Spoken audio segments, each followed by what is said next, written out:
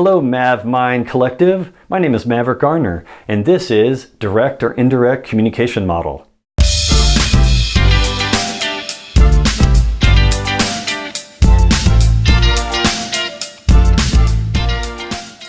So way back when I got into hypnosis, and especially when I took my certification a few years ago, hypnosis certification, to become a hypnotist, we had to learn all these different kind of things. And one of the things we learned was, or at least I learned during this training, was what's called the Direct or Indirect Communication Model. And the reason why I had to learn it, to get my certification, was that if you're going to hypnotize someone, not everyone communicates the same.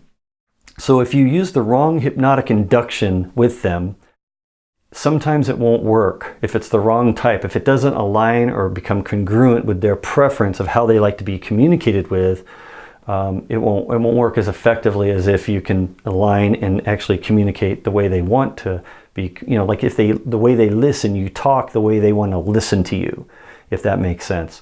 And it'll make more sense as I get into it a little bit here in this video. So I learned about this direct, indirect. So the model is, if you're on a spectrum, a line, we have a preference of either being a direct or an indirect communicator. Now, hardly any of us are totally 100% direct or 100% indirect all the time. Sometimes we're somewhere in the middle, but we're not exactly in the middle unless we're what we call a 50-50, which is you're exactly between equidistance between being a direct and an indirect communicator. If you're a really good salesperson, typically you'll learn through becoming successful dealing with different clients. You'll become 50-50 by skill, not necessarily by preference, but by skill, because you're dealing with people that either are direct or indirect communicators. And in order to be effective in your salesmanship, in your sales process, you have to learn to adjust to be effective with both direct and indirect communicators. So you'll learn to be in the middle, typically, just by default. So what is indirect or direct communication? Well, it's basically how we listen and how we speak. So how we listen is the direct indirect communication model is based on how we listen first. So if I listen and I prefer to hear indirect communication, then I'm considered an indirect listener. If I'm a direct listener, then that means I prefer to hear direct communication. And what I mean by that is, if you've ever heard anyone ever say, just get to the point, just stop beating around the bush, like just spit it out. Tell me what you're trying to say. What are you trying to say? Just tell me what you want to say right now. Just give it to me. Like if they're like that, they're probably a direct listener, right? They don't want to hear the story. They don't want you to go around all these different ways. They just want you to just get to the point, like bullet point, boom, boom, boom. Tell it, be frank, no filter. Tell me what it is. That's what they prefer. They prefer to listen that way. So a direct listener. If they're an indirect listener, then they actually like the story. Actually, they prefer the story. They prefer you to go all in different angles and give you supporting details. They don't feel comfortable at all unless you give them a lot of other little details and give other little pieces here and there that then bring them, okay, now I get, and they start to piece it together because they're listening indirectly for what you're actually meaning, what you're saying with your words, but not literally. It's more figuratively, it's more metaphorically. They want to read between the lines, so to speak. They prefer to read between the lines. They want you to present them with a puzzle for them to put together and go, oh, okay, now I know what you really mean. I know what you're really saying. It's not the words you're using, it's your tonality, it's all of the other pieces you're giving. Okay, I get it, right? Those are the indirect listeners. They listen indirectly for what you could be meaning underneath, under the radar. Versus direct listeners are like, they don't want any of that. They just tell me what it is. If you don't know what you're going to say, don't say nothing. If you don't know what to tell me, don't tell me anything. Like they would just prefer, like you don't talk unless you tell them exactly what you want to say. So they listen literally to the words you're using. So now here's the interesting part. Because of how our brains work and how our brains process listening and how we process forming speech to talk and communicate and respond back, we typically respond the opposite way that we listen. So we prefer to talk the opposite way from how we listen. So if I listen directly and I want you to just get to the point, guess what? I'm going to speak back to you in a story, and I'm going to tell you all these different things, and I'm going to create a little puzzle for you to figure out. Believe it or not. If I'm an indirect listener and I want you to tell me the story and I want you to kind of create this puzzle for me to figure out, because that's what I prefer, guess what? When I speak back to you, I'm very direct and I get right to the point and I tell you like it is, and you can take my words literally for directly what I'm telling you. That's what I mean. What I just said, that's what I mean. And if you think about it, because it's the opposite like that, for either an indirect listener, direct talker, or an indirect listener, direct listener, indirect talker, it sort of explains this communication model, this ID, indirect, direct, ID communication model, sort of explains why some people tend to get along and communicate very well all the time. And some couples even stay together forever because usually they're the opposite of each other. One's an indirect listener, the other one's an indirect talker. So this person talks the way this person likes to listen. And then if they're a direct listener and this person's a direct talker in return, then it's how they each like to talk and listen. So they get along really well.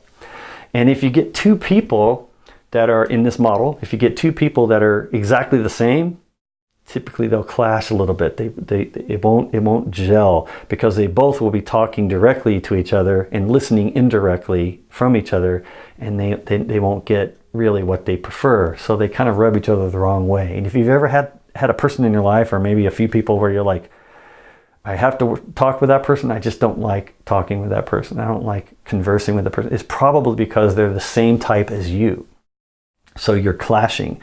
So if you can become aware of this model, and when I learned about this, I was like, wow, I can use this like in everything, like not just for hypnosis. Because in hypnosis, you need to learn it to figure out how to give the hypnotic commands in the script and induce an induction, induce a trance in someone hypnotically. You have to understand if they're a direct or indirect listener, so you know how to deliver the hypnotic trance, get them in the hypnotic trance.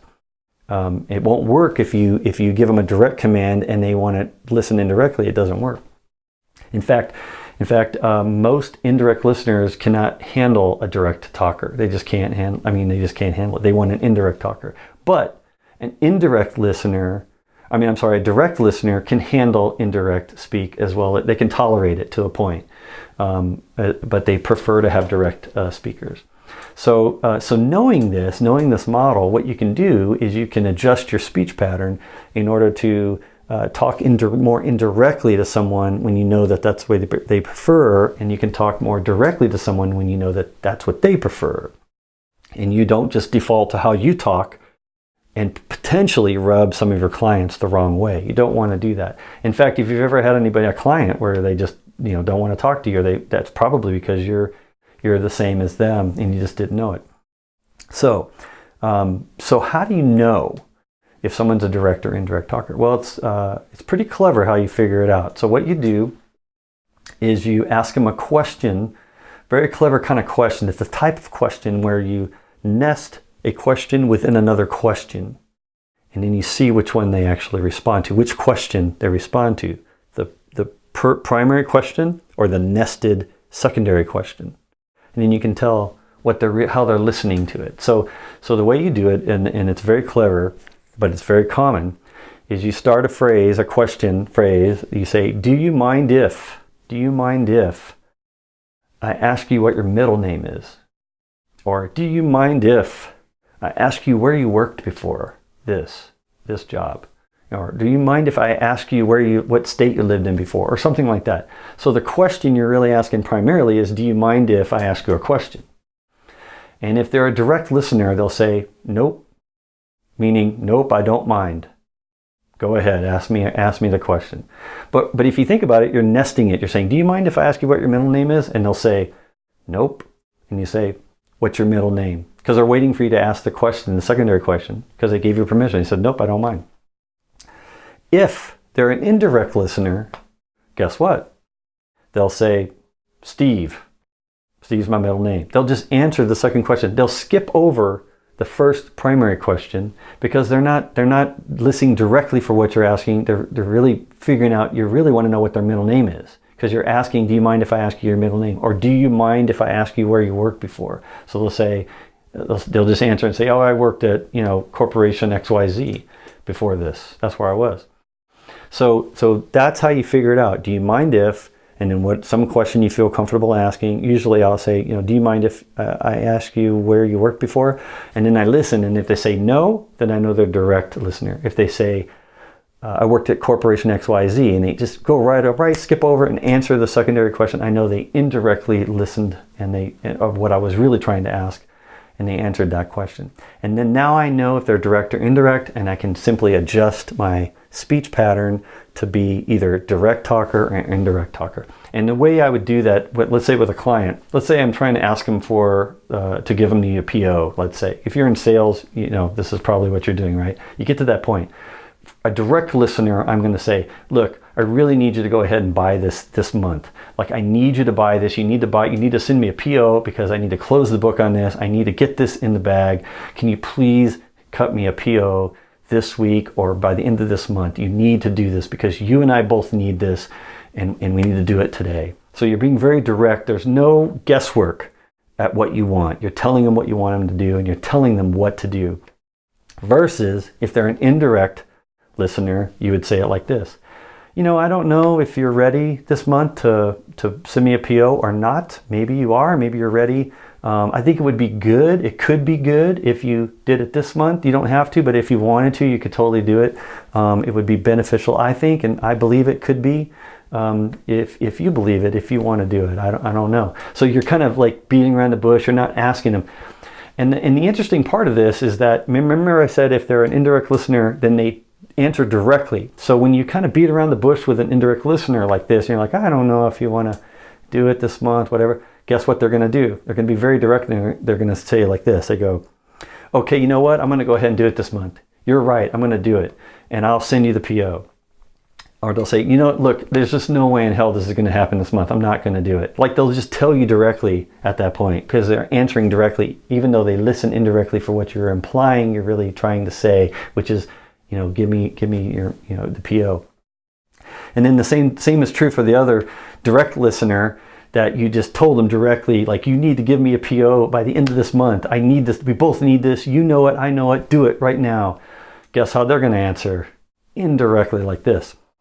I don't know. I don't know if I'm going to be able to do that. Maybe I can. I have to give me a little bit of time. I have to go back, and then they won't give you a straight answer. They'll just be like, kind of like indirectly kind of implying, and you sometimes can't tell. So I mean, it's probably true. You're probably going, I know people like this. This is what's happening. This direct indirect communication model changed everything for me, because when I became aware of it, I adjusted for it every time to make them feel comfortable, establish rapport very quickly with them, and really listen for what they're really saying. And then I could just be very explicit with them and just tell them, look, and like I said, we're not totally 100% either one or the other. We can go back and forth. So I could use that to my advantage to adjust, make them comfortable, but then pull them over the line into what I really needed in the communication and in that conversation.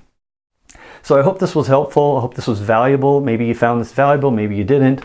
Either way, please subscribe if you want to. If you want to hear more about my next videos, or go to mavmind.com, mavmind.com, and subscribe to get my emails I'll send occasionally to let you know when a new video is coming out, or my next course. You can enroll and take my courses to learn hypnosales, how to incorporate hypnosis into all of your sales motion, sales process, or the next book I come out with, if you're interested in buying the book so you can read, or audiobook to listen to me go through in a lot more detail, like master class type stuff that I've been doing this for 25 years or so. And I'm just very grateful that you're part of the MavMind Collective, or that you want to be part of the MavMind Collective now and you want to sign up. Let me know. Encourage me to keep putting out more videos and more content to help you with your sales and help you take your sales skills to a whole nother hypnotic level.